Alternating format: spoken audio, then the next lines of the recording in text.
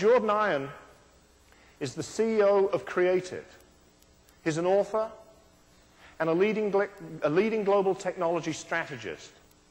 He works with a broad range of organizations and helps them get the most out of technology in today's changing business environment.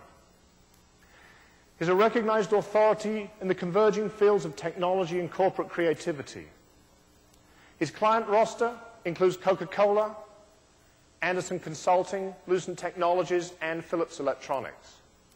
He's a former vice president of Donnelly Marketing, and while he was there, he formed a strategic alliance with American Express, creating a leading online service that has resulted in several top-line internet products.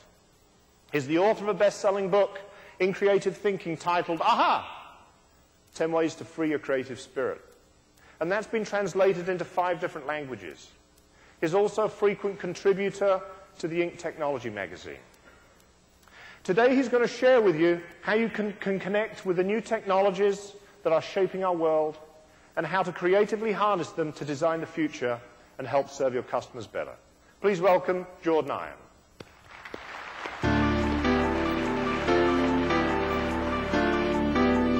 Good morning. Thanks for having me. Before you go off stage, ladies and gentlemen, let me ask you just a quick question. Come on over here with me, will you, Andy? How many of you have ever used technology in a presentation before? Any of you ever used tech? What usually happens, I've found, when you get technology on a stage is if something's going to go wrong, it will.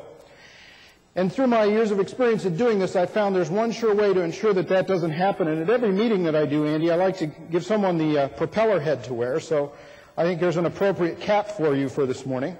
If you put that on, spin that little propeller around.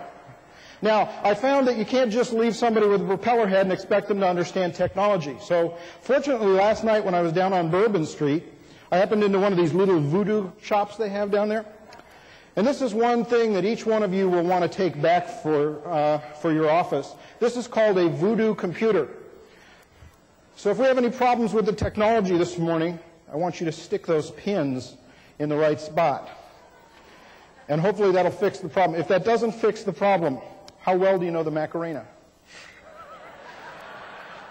Well, I'm sure you can teach me. No, you'll be teaching them because that's the extent of the presentation without the technology. Andy, thanks for having me. It's a pleasure to be with you this morning. Let's give him a round of applause.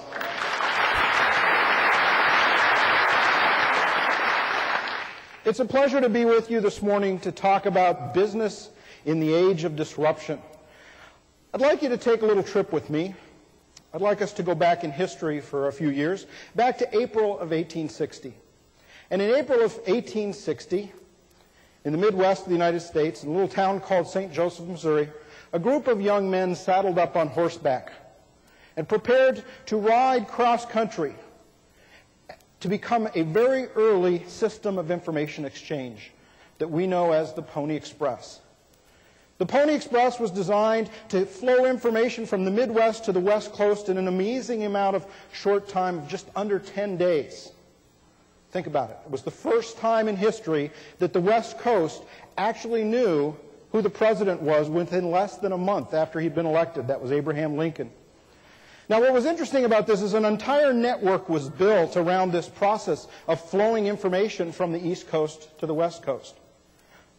But all of a sudden, somebody came up with a brilliant idea to erect a single strand of copper wire between St. Joseph, Missouri and Sacramento, California. And in October of 1861, a little bit over a year and a half after that, somebody put a little key at one end called the telegraph key. And what was very interesting at that point in time was this amazing network that had developed called the Pony Express ceased to exist. Along came a technology that we call a disruptive technology, a technology that changes the rules, that if you've done something a certain way, requires you to make some changes, requires you to do some things differently. So our focus today is on disruptive technology, and there's a lot of historical examples we can look at. Things like the electrical power, movable type, the automobile. When each one of these things, steam-powered machinery, when they came along, they fundamentally changed existing business structures. Well, ladies and